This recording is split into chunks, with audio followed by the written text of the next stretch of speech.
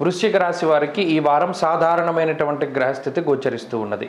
ప్రత్యేకించి ఈ రాశి వారికి షష్ఠ స్థానంలో ఉన్నటువంటి బుధ గ్రహం, అలాగే సప్తమంలో ఉండేటువంటి గురువు చాలా సానుకూలమైనటువంటి ఫలితాలని ఇస్తూ ఉన్నారు. అంతేకాక ఈ వారంలో ఉండేటువంటి చంద్రబలాన్ని కలుపుకొని దాదాపుగా 2 నుండి 3 గ్రహాల తాలూకు శుభ ఫలితాలు అనేటువంటివి ఈ రాశి వారికి కనబడుతూ ఉన్నాయి. ప్రత్యేకించి గురుబలం రావడం వల్ల ఈ రాశి వారి యొక్క ప్రవర్తనలో చాలా మార్పు వస్తుంది.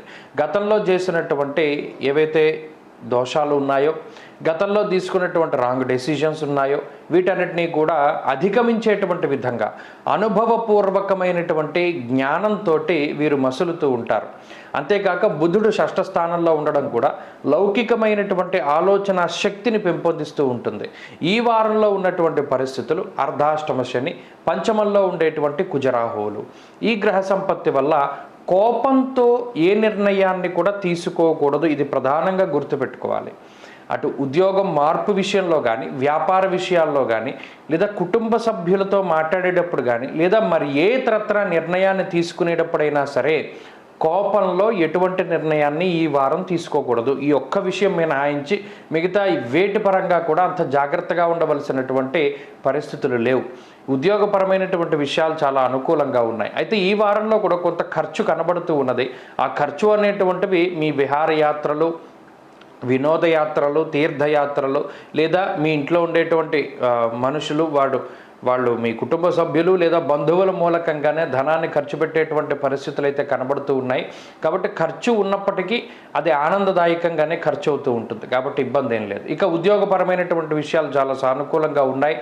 వ్యాపార పరంగా వృశ్చిక రాశి వారికి కాలం కలిసి వస్తుంది. మరీ ముఖ్యంగా భాగస్వామ్య వ్యాపారాలు కానీ, లేదా వంశపారంపర్య వ్యాపారాలు కానీ అనుకూలించడానికి అవకాశం ఉంటుంది. అలాగే విద్యార్థులకి కాలం చాలా అనుకూలంగా ఉన్నది. ప్రత్యేకించి ఎవరైతే విదేశాలకు వెళ్ళి చదువుకోవాలి, లేదా స్వదేశంలో నచ్చినటువంటి కళాశాలలో మీరు విద్యను అభ్యసించాలి అనుకునేటువంటి పరిస్థితులు ఉన్నట్టయితే అవన్నీ కూడా చక్కగా ముందుకు సాగుతూ ఉంటాయి. స్త్రీలకు ప్రత్యేకించి ఈ గ్రహస్థితి మనోవ్యాకులతని దూరం చేస్తూ ఉంటుంది. అనగా ఏదో ఒక ఆలోచనతోటి బాధపడుతూ ఉండేటువంటి వారు, ఏదైనా ఒక ఇబ్బందితోటి బాధపడుతూ ఉండేటువంటి స్త్రీలకి కొంత ఉపశమనాన్ని ఈ వారం ఈ గ్రహస్థితి ఇస్తుంది. వృశ్చిక రాశి వారు ఈ వారంలో మరింత అనుకూలమైనటువంటి ఫలితాన్ని సాధించడానికై లక్ష్మీ నృసింహ కరావలంబ స్తోత్రాన్ని నిరంతరం పారాయణ చేస్తూ ఉండండి. లక్ష్మీ నరసింహస్వామి వారి యొక్క ఆరాధన ఎక్కువగా చేస్తూ ఉండడం చెప్పదగినటువంటి సూచన. ఈ వారంలో కలిసి వచ్చేటువంటి రోజు గురువారంగా చెప్పవచ్చును. అదృష్ట సంఖ్య 1, అదృష్ట వర్ణము లేత పసుపు రంగు. తదుపరి ధనురాశి.